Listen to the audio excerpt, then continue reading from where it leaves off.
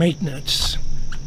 We work at reducing how much time things take.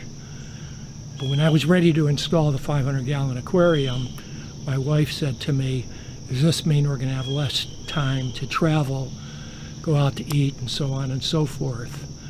And it made me think, what could I do in the design of the install of the 500-gallon aquarium that could reduce the maintenance by a major percentage?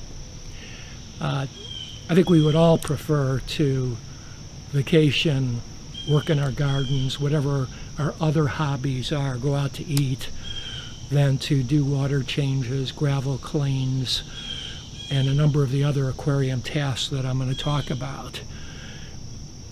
But bottom line, my calculations for maintenance on the new 500-gallon using traditional means indicated that it would take about 25 8-hour days to maintain that aquarium. And what I'm going to show you in this video is how I reduce 25 8-hour days of maintenance down to about 2. That's right, 2 days, 2 8-hour days of maintenance. And it enables me to do a lot of other things other than, like being out here in my garden. I call this my tree house. It's a deck that goes out into my forested backyard. So anyway, it's something I want to share with you. A lot of these techniques can be adopted whether you have a 20-gallon or a 1,000-gallon aquarium. So enjoy, and I'll go through each of the traditional methods as well as the new methods that I implemented and what the net savings were in maintenance impact. Hope you enjoy and pick something up to learn. I have listed here the 6 typical maintenance tasks. The first one being the water change, and I do a 60%. And what affects the maintenance task, of course, is the number that you have to do and the frequency. With large predator haps and with a huge biomass, I was planning on having to do 3 water changes, 60% water changes per month. On my 60% water changes, I was using a pump that pumped 500 gallons per hour into my drain pipe. The next item is gravel cleaning. In the traditional approach, I would spend 1 hour every other water change. With 36 water changes per year, that's 18 gravel cleanings per year, 18 hours.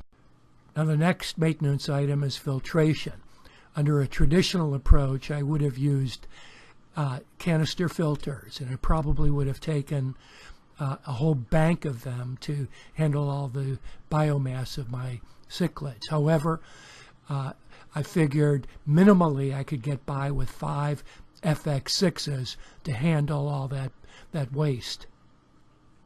The next maintenance item is doing a chlorine check every time I do a water change, which takes about 15 minutes.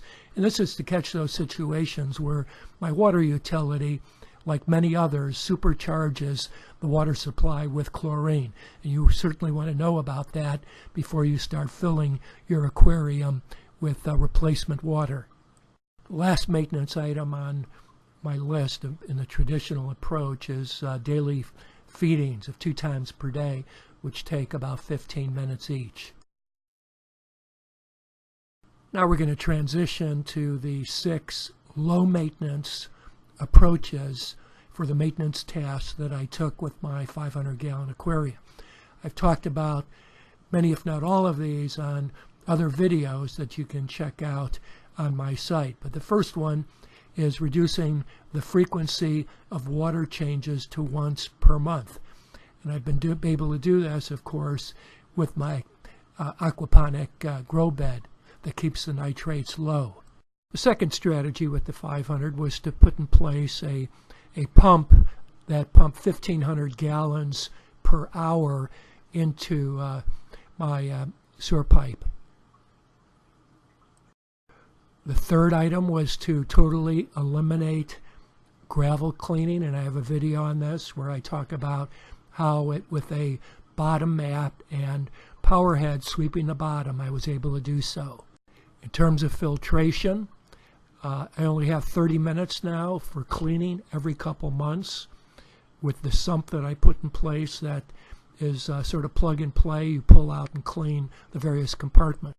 The next maintenance task is the elimination of chlorine checks, which I'm doing by putting in place, and I'm doing this currently, chlorine and chloramine filters. The last low maintenance change that I've made on my 500 gallon is implementing a automatic fish feeder. This is a super feeder, and it automatically twice a day feeds my fish whatever quantity I set it at. Now I can pause it if I like, if I don't want to miss a day or two experiencing the joy of feeding my fish. Bottom line, you can see that the low maintenance strategies I deployed saved a total of 172 maintenance hours per year. That's 22 8-hour days of maintenance that was eliminated. You can see the big hitters are elimination of water changes, gravel cleaning, having to clean canister filters, and the automation of the feeding process with the fish. Okay, those are the traditional methods and the methods I deployed in my 500 gallon installation. The maintenance times that I'm experiencing, and actually the ones that I reference for the traditional methods, are based on 55 years in the aquarium hobby and going on a year and a half now with the 500 gallon. So anyway, the savings are real. If there's any doubting Thomases out there, I'll gladly share in a separate video all the calculations that are on an Excel spreadsheet. But I feel that saving 22 days per year, 22 8-hour days of maintenance work is very defendable, and certainly work that I can, free time I should say, that I can redeploy and do more pleasurable things.